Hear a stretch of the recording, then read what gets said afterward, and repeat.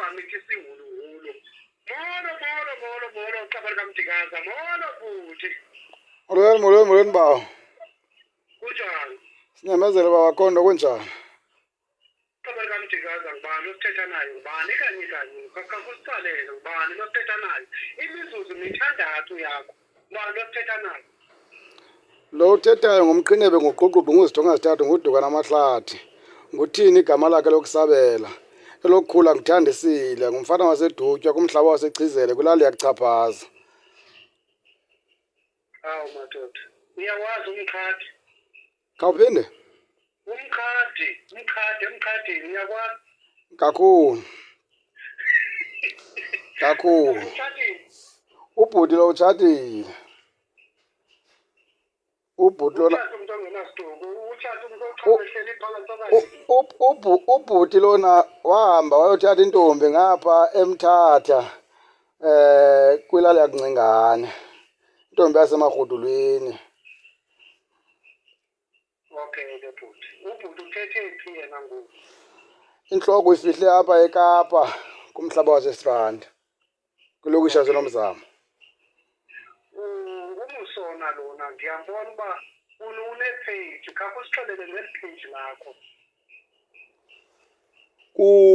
Ku-page lami ku-YouTube umsona ku-page lakho ku-YouTube liqaba likaMdikazi, ubhala nje iqaba likaMdikazi phaa ku-YouTube. Napha ku-YouTube ndenza kakhulukazi le nto ndiyenzayo apha ku-TikTok.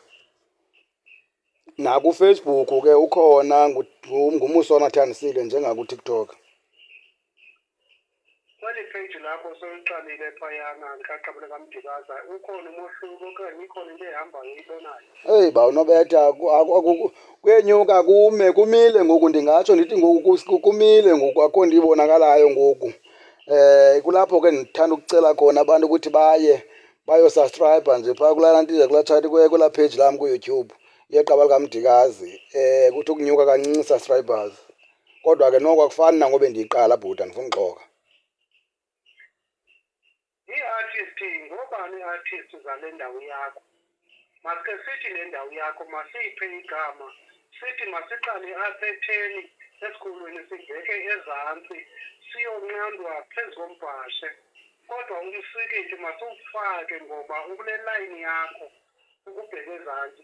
Ingaba ngobani ii-artist zakwelo macala?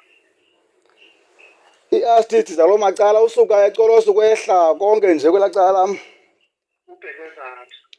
Yho, kwelaa cala lam ndingambala uQhela Ukuphiwa, ndimbale uRhamba madoda, into kaKhandabout, ndimbale lo mfana waseXobojiyane uMatikiti, odlula bedlala ngabaphaa kuthi odlula bedlala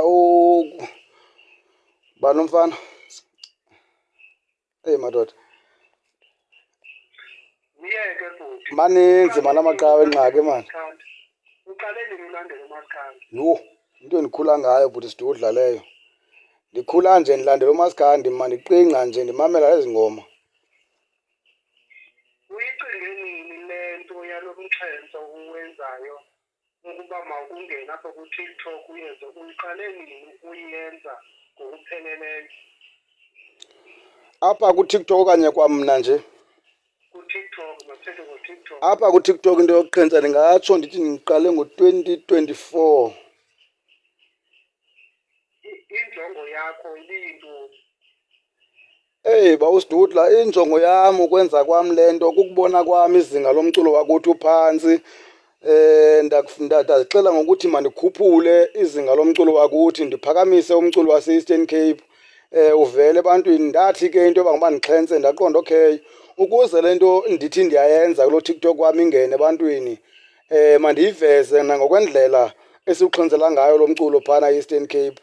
Ndaqonda ukuthi mandiveze le nto yokutyityimba kwam ke, ngoba ukutyityimba oku xa umamele umculo kaMaskandi uyatyityimba.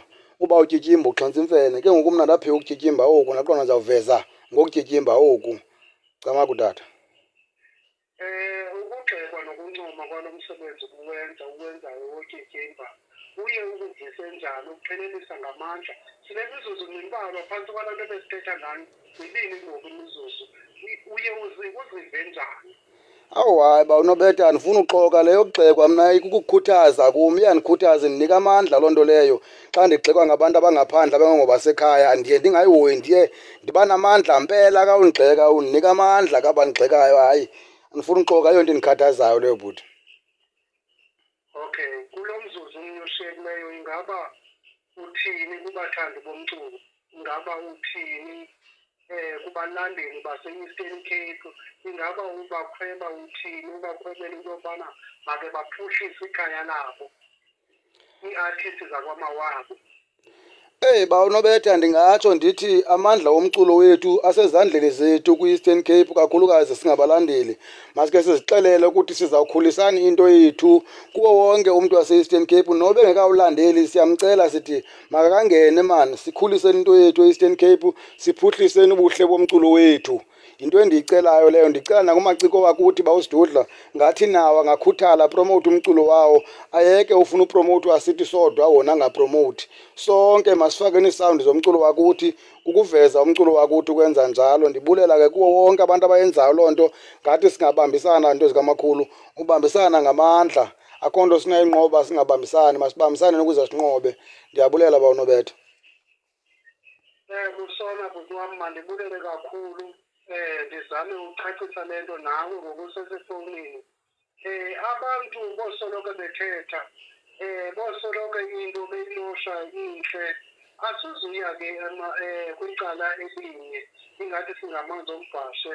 Bakhona abazojika banyuke, bayikhombe engcobo, bangayikhombi ezantsi embhashe, bayikhombe engcobo. So ndicela ze sinyamezelaneni. Akukho mntu ubhetele kwabantu ndibakhethileyo. Sibaninzi, izinto zihamba ngohamba. Kwiqela elilandelayo ngabanye. Ndiye ndafumana ke izinto eziye zihambe zingabikho rayithi, zibone